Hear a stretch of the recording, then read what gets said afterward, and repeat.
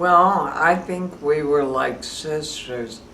My husband and I followed Anais's career for many years. I was most intrigued by her life. I was her protege.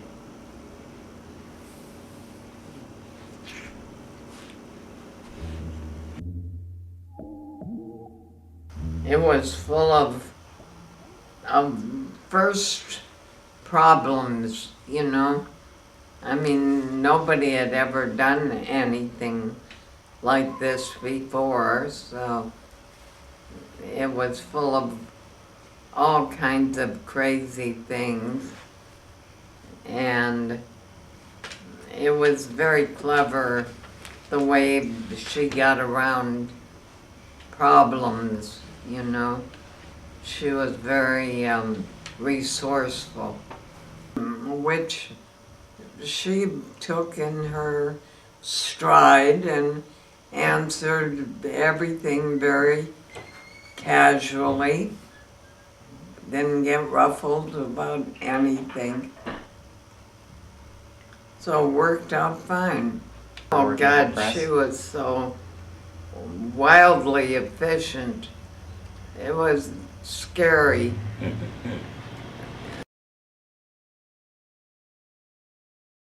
How many days to record her? Yeah. Must have been about 10 days. It was a very slow process.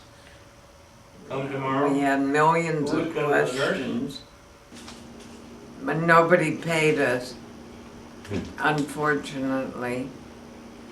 So it was a little hard to continue what we were doing when nobody paid the bills. I mean, they were collector's items, and they sold for large amounts of prices, like $25 a record.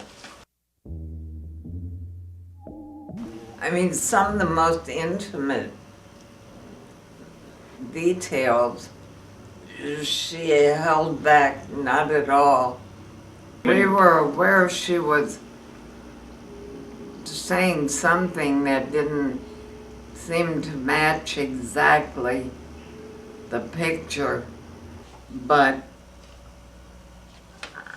I mean, they were part of Annie's alive, you know, and they didn't sparkle in themselves, but they were plenty good.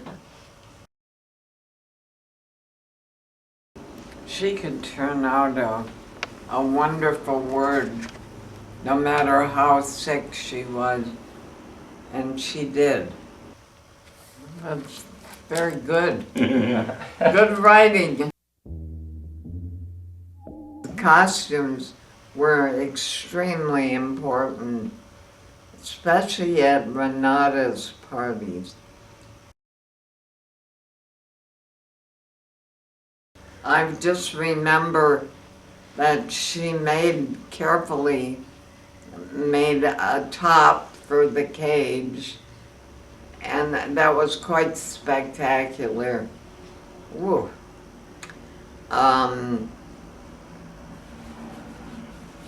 And Annie's really came across magnificently. The scene was fascinating. I mean, because everybody who was anybody in the artistic world was there. I mean, like John Cage and all the musicians. She was always on camera. Annie's was, you know.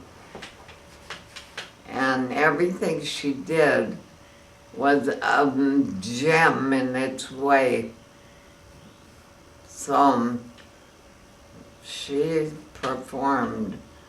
Oh, Vine those Street. were the days. The Ban Ray days. Mm-hmm. With the parties where Juliet would throw off her clothes. Who did?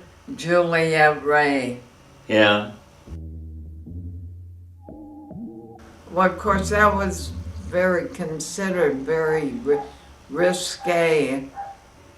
Those were very shocking times because the medical profession was certainly not involved in what they were doing.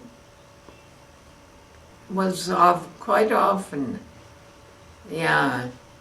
I mean, for a while there we were packing it in about like once a week.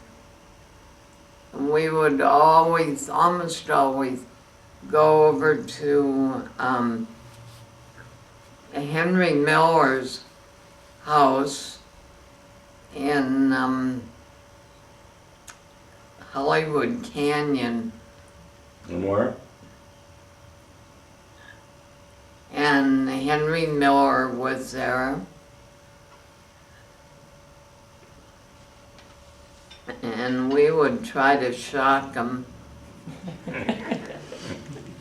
And usually succeeded. I was astonished.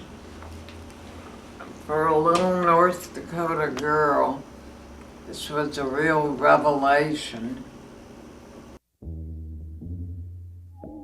Many years of working with her and of being tipped off by Anais Nin how to get along with men. Oh, men, that was the magic word. I mean, tell me little tips about, you know, how to get along with men and what men like, and it was a revelation. Well, she was Miss Charm. She really was. Some home for lunch? And Hugo was quite businesslike, rather gruff, and we loved him from the word go. He loved us back. But she was extraordinary to work with. We were always in each other's minds. Dear Louie and Bebe, here is